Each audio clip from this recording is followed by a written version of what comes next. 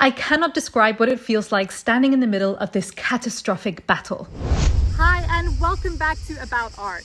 Today I'm in the historic city of Mantua to see the famous Sala dei Giganti, or Room of the Giants, located in Palazzo.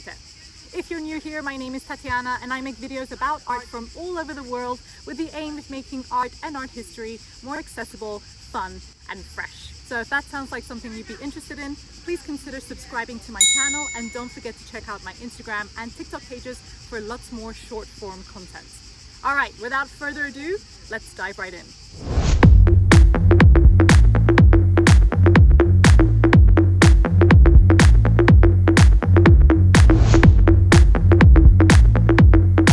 Palazzo Te was built in the 16th century for Federico II Gonzaga, the Marquess of Mantua, as a place of leisure and rest. The grand residence was also a place to welcome and entertain guests, and everything from the architecture to the rooms to the sculptures to the monumental frescoes is deliberately playful, unpredictable, surprising, and entertaining, with the aim of impressing visitors. The Room of the Giants, located in the right corner of the palace, is perhaps the most impressive example of this.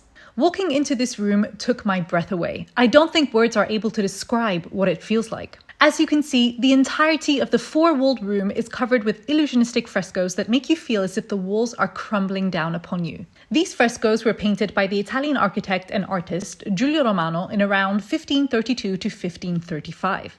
Giulio Romano was the court painter to the Duke of Mantua and was also the architect to design the Palazzo Te itself. Much like the rest of the palace, the point of these frescoes was to shock, to entertain, and to transport visitors to another world. What you are witnessing, or better yet, experiencing, is the fall of the giants as recounted by the Latin poet Ovid in the Metamorphoses. I am standing in the middle of a fierce, chaotic, and tumultuous battle between the giants from the Greek plain of Phlegra and the gods of Olympus. As the story goes, the giants of Phlegra, consumed by their own ambition, attempted to conquer the heavens and overthrow the gods by assembling Mount Ossa on top of Mount Pelion. In response, Jupiter left his throne, descended towards the clouds to summon the remaining gods of Olympus, and hurled thunderbolts upon the advancing giants. We see giants being crushed by the fall of the mountain, swept away by the streams of water, crumpled by collapsing structures, and shielding themselves from thunderbolts that reverberate around the walls. Romano has created this great, majestic, melodramatic scenography that envelops you from all sides. In true Mannerist fashion, these paintings are entertaining yet unsettling, and feel very immediate due to the impressive pictorial illusion. Let's have a look at some details. In the vault, we see the throne of Jupiter complete with a canopy and an eagle, his attribute. Just below, we see Jupiter himself receiving lightning bolts from Juno and getting ready to hurl them at the giants below. Surrounding him, we see the Olympian gods, most of whom bear expressions of panic and fear. Below, all hell has broken loose. We see some giants cowering in fear at the collapse of temples and classical buildings. Others attempt to support the falling mountains upon their shoulders, and others are seen crushed and buried by monumental boulders. And in each of the corners of the room, we see personifications of the four winds who blow fiercely into the clouds, thus enhancing the chaos. Now, the frescoes themselves are incredibly illusionistic. I mean, look at the spectacular perspective of the vault that recedes upwards.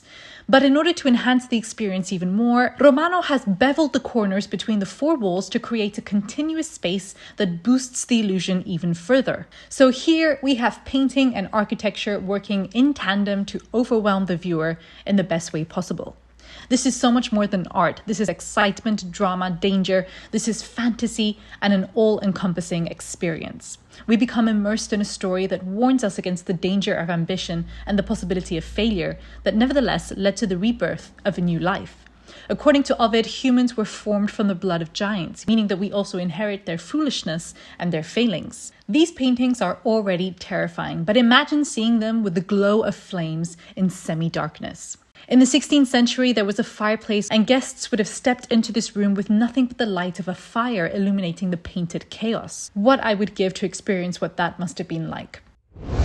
All right, and that brings us to the end of this video on the Room of the Giants. Let me know what you think of Giulio Romano's masterpiece in the comment section down below. And if you enjoyed this video and would like to see some similar content, then please go ahead and like this video and subscribe to my channel. And if you really want to help my content rise to the very top, then please share this video with a friend or two. Thank you for watching, and I'll see you next time.